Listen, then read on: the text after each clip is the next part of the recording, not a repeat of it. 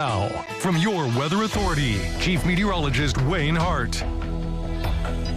Well, a lot to talk about tonight. Starting off with the beautiful weather we enjoyed today, the warmest so far this year. The previous warm spot or warm mark was 80 degrees back on the 1st of March, 84 this afternoon, 20 above normal, only 2 shy of the record set back in 1934. Madisonville got up to 88 degrees today, but we will be cooling back down through the 70s tomorrow, and then even a little bit on the cool side, it looks like, on Thursday. But let's talk more now about how this severe weather threat is going to be playing out for tomorrow afternoon, because this is the primary concern. We have that enhanced level 3 out of 5 threat for the entire tri-state. The tornado risk is at a level 2, 5%, though a higher 10% is kind of on the northern fringe of the tri-state, and that would be for the last wave of storms that may try to clip us in the morning from roughly, we'll say, 8 to maybe 10 a.m. We'll have to keep an eye on our northwestern counties. And then as we head into the afternoon, the upper level support for widespread tornadoes and strong ones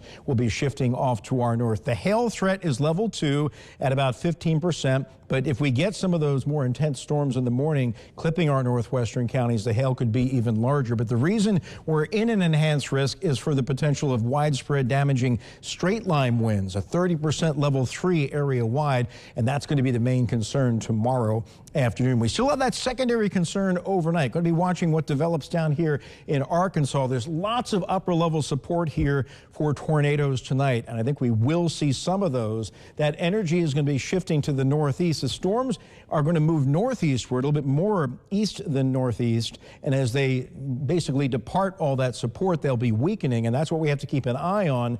These tornadic storms that try to make a run at us but should weaken as they approach the tri-state during the overnight hours, if they even make it in here. And there's still some questions on that. But boy, what an amazing evening it is out there. It feels like the middle of summer. Here's downtown Evansville, and the current temperature, and this is not a typo, 82 degrees. That would be very warm for 10 p.m. in the middle of the summer.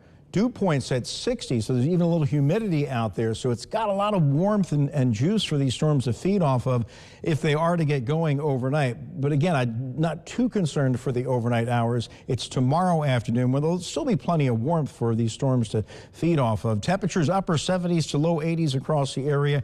We're only going to drop to around 70 by daybreak tomorrow morning. There was some tornadic activity late this afternoon up in eastern Iowa, northwestern Illinois. There's the cold front. That's what we deal with tomorrow afternoon. It's what's out ahead of the cold front here overnight is what we have to keep an eye on as it gets pretty intense west of the Mississippi and then tries to roll our way through the pre-dawn hours. So our short-range model with Future Tracker here for the first time today is again bringing a cluster of storms into the western edge of the tri-state. 2 a.m. These could have tornado warnings on them in southwest Illinois, but as they move northeast, they should rapidly weaken. 3 a.m. they're getting into White, Edwards, Wabash counties, but look at this, by 4 a.m. they are falling apart north of Evansville. So they're going to decrease rapidly in intensity, but we'll have to watch that carefully. And then as we head towards daybreak, not much going on. There could be a final little wave that makes a run at our far northwestern counties, and then the focus shifts to the early afternoon. We're still quiet at the noon hour.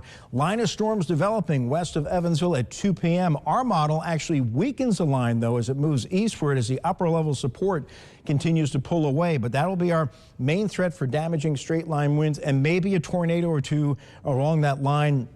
Threat should be over with by sundown as that pushes off to the southeast. A lot of clouds, though, lingering behind this front as the cooler air arrives in here on Thursday. So overnight, we'll keep an eye on areas west-northwest of Evansville for a few storms to wander in after 2 a.m. They could be severe, but they should rapidly weaken, otherwise turning very windy, very warm, 68 to 70 for the low. Tomorrow morning, just some scattered showers, maybe a storm in our far northwest counties. Then the line of storms develops early afternoon, sweeps across the entire tri-state, very windy and warm. Those storms, of course, could be severe, 70 to 77. Severe threat is over with by sunset. And then more clouds and sun Thursday, 60 degrees, mix of sun and clouds Friday, 64. A beautiful Easter weekend, 67 Saturday, Easter, 70 degrees, and it looks like we might be in for a long, extended period of nice spring weather through the early part of next week. Well, that's good news. All right, thank you, Wayne.